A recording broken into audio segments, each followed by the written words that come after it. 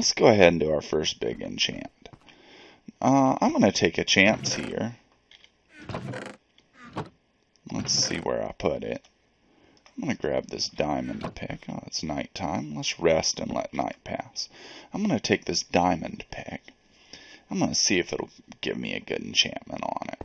It might not. I can always add more enchantments to it with books later. And I can cover how to enchant books as well. In fact, why don't we go ahead and get a few books in our inventory for that. Alright.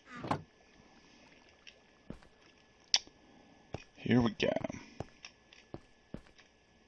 Right click the enchanting table. It brings up a GUI and a user interface.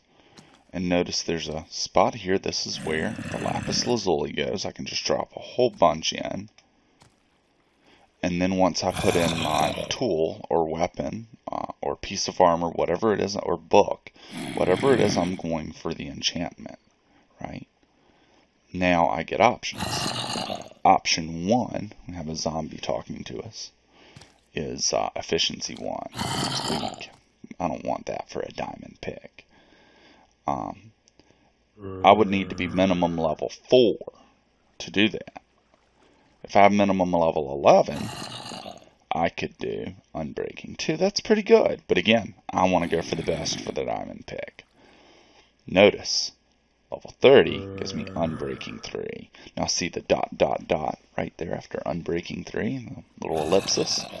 That and the question mark, that means that it's not going to tell us what else we may get on it. It could just be Unbreaking 3. Or it could be Unbreaking 3 Efficiency 4, or Unbreaking 3 Silk Touch, or something like that. That's the fun of it. We're just going to have to click it to find out. Now notice the little orb on each level with 1, 2, and 3. We're looking at the one with 3 right now. What that means is that although we have to be minimum level 30 to be able to meet the prerequisite to do this, that 3 is what will be expended when we actually do the enchantment. So when we do this, you'll see my level 30 down here drop to level 27. But that's not bad. I can easily go out and do a little bit of chicken breeding or cattle breeding, or kill some monsters later on, or whatever, to get back from level 27 to level 30, and I can enchant another item at level 30. And repeat. You can also go over level 30. So for example, I could get to level 33, and then I could do 2 such enchantments in a row before I run out. First one would drop me down to level 30. Second one would drop me to level 27. Of course, there's no such thing as going above a level 30 enchantment, but you can get above level 30 on XP.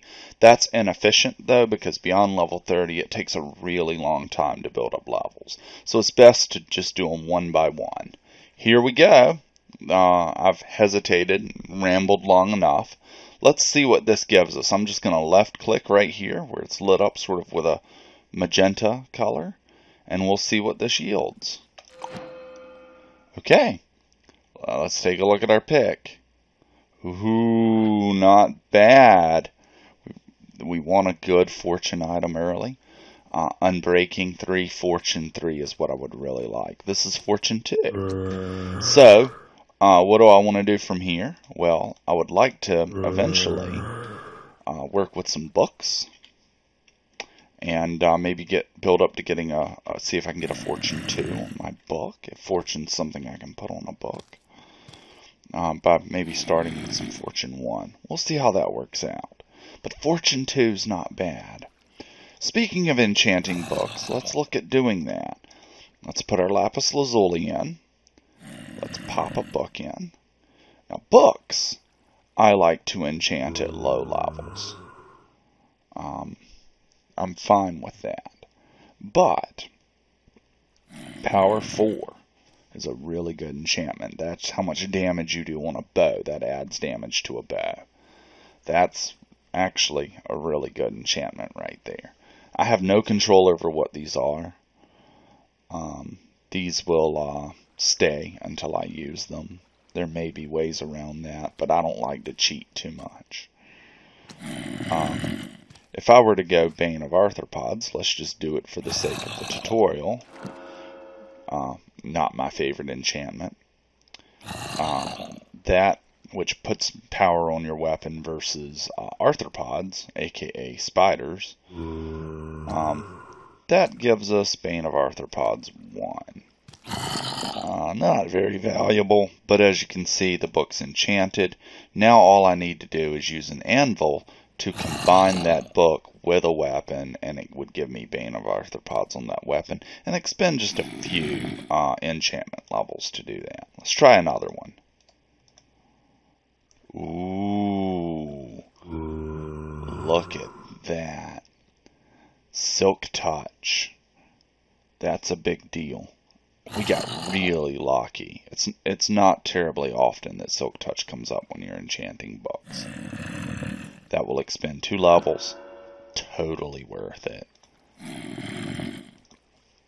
Silk Touch lets you farm an item as is.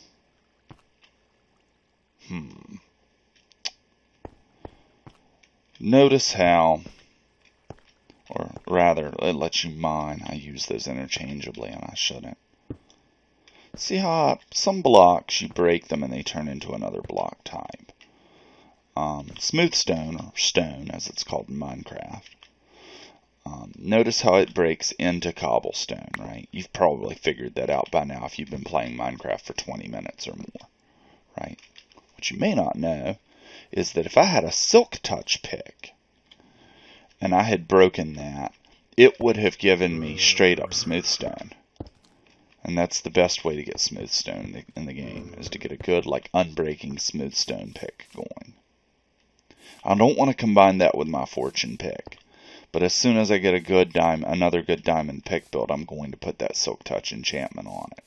Also, if you put a Silk Touch enchantment on an item, it could be a pick or a shovel, although shovels dig dirt better than picks, obviously. You can also mine up grass as is. So notice that if I mine up this grass, you probably know this already, it becomes dirt. Well, if I had Silk Touch, I could actually mine up a piece of grass. That's useful because then we can move grass to other places where it may not exist. So let's say I wanted to have like a grassy yard at the bottom of the world. Well, normally grass doesn't reach down there.